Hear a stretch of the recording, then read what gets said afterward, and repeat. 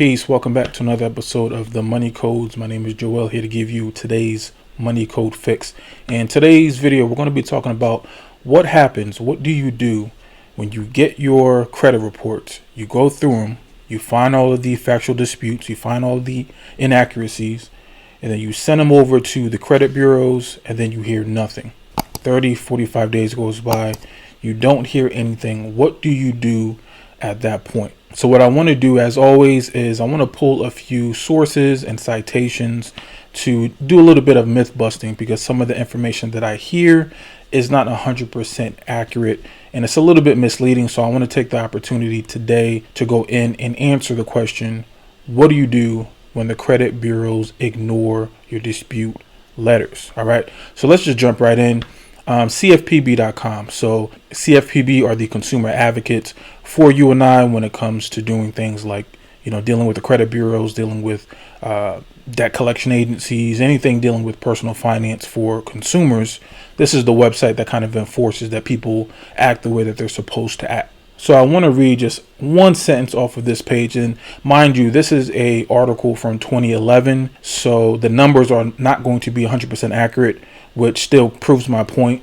More than a third of disputes have to do with collections. In 2011, consumers reached out to the credit reporting agencies roughly 8 million times, resulting in disputes of 32 to 38 million items in their credit files. And again, mind you, these numbers are 10 years old. You can almost guarantee that these numbers are way more. It's literally impossible for one company to go through tens of millions of requests asking them to change and update and delete information.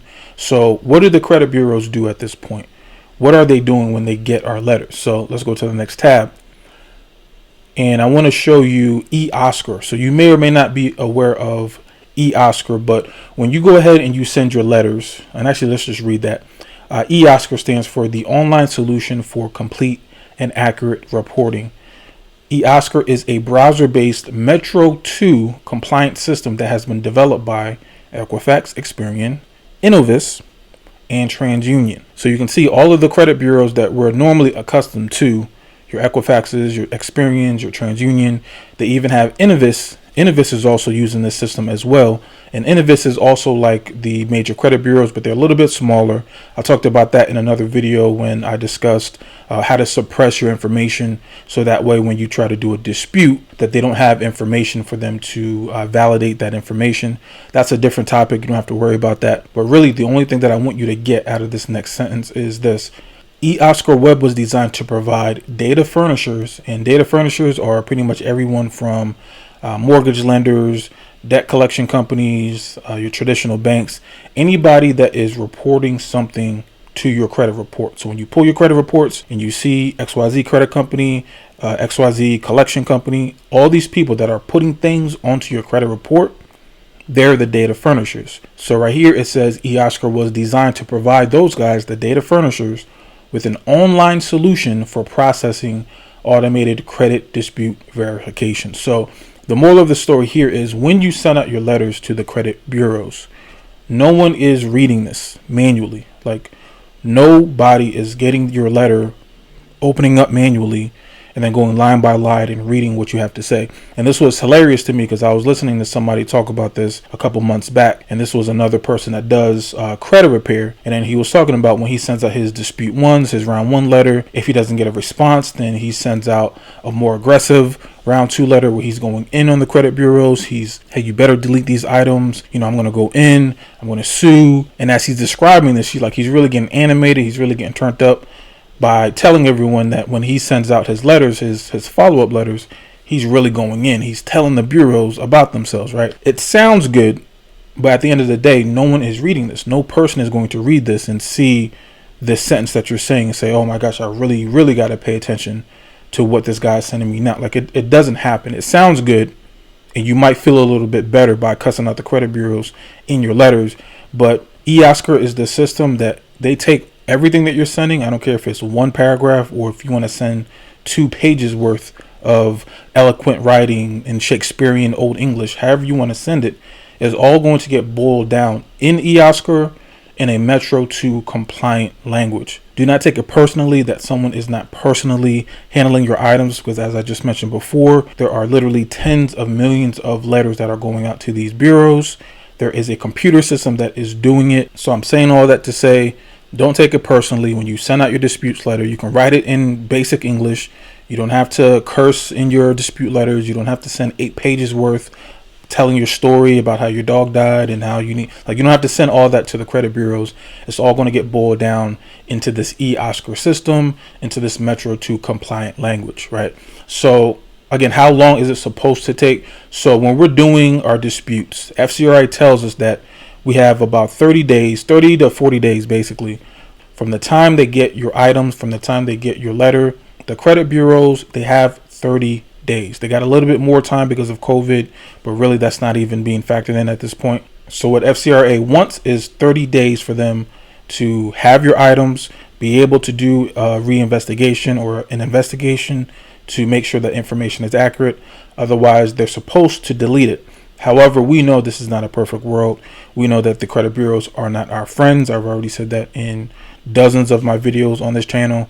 The credit bureaus are not your friend. They're going to try to ignore you sometimes. They're going to try to say that your request is frivolous. But what I'm doing is I'm giving you the foundational items here. So what does FCRA say? How many letters do they get? What are we supposed to do with this information? If the FCRA says they only have 30 days to respond and give us some information back, what do we do if 30, 40 days goes by and they still don't do anything? So the word here is consistency. So what do you do when they don't respond? What do you do when they say that they don't have your information on file? You might get a whole bunch of excuses, right? They're going to try a whole bunch of excuses.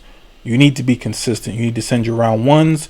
You need to follow it up. What I don't want you to do is only send 1 round of letters or only 2 rounds of letters and then just quit because you didn't get the response or you didn't get the action that you wanted. That's what these credit bureaus want you to do, because as I showed you before, if they're getting tens of millions of people, they want half of y'all to just quit anyway after the first letter. They don't want to have to even deal with that.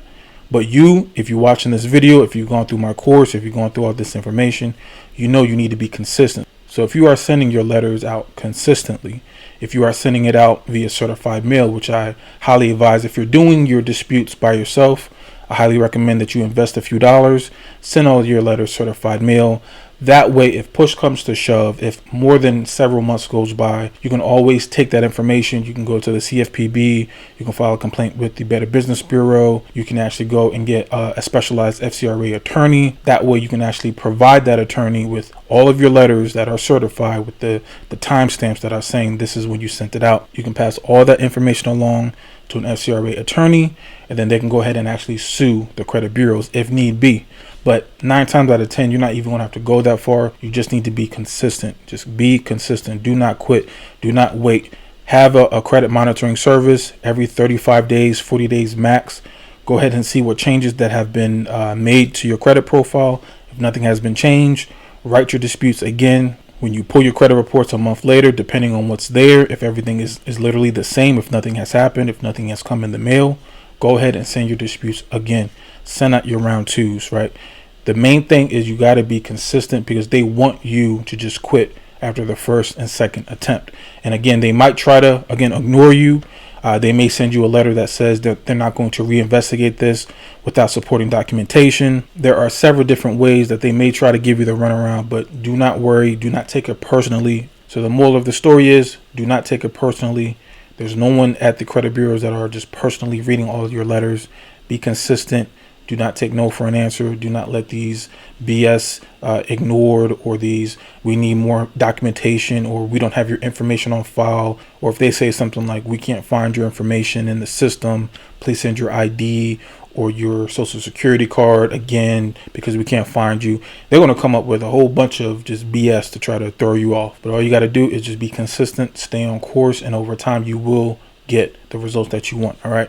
I've gotten great feedback on the credit codes course. Quite a few of you are signed up. I've gotten great feedback, but I'm also seeing a lot of people in the YouTube comments as well as the people that have bought the course. So a lot of you guys are asking very detailed and in-depth questions in the YouTube comments about your personal credit profile. So what I'm actually going to be doing at the start of next week, so after Labor Day, basically, we actually have a team and a company that is created now to be able to do the disputes on your behalf. So if you're going through the content and then you realize, you know what, I don't want to do this, I'd rather have Joel and his team do it. After next week, we have a team ready to go to be able to do disputes for you. And I'm going to make sure that from this video as well as in the future videos, just make sure to check the information in the description box of this video as well as the future videos, and then you're going to know exactly what to do, how to get in contact with us in order to set up your consultations. And that way myself and my team, we can look at your credit profile and then we can do all of the work for you, basically. Right?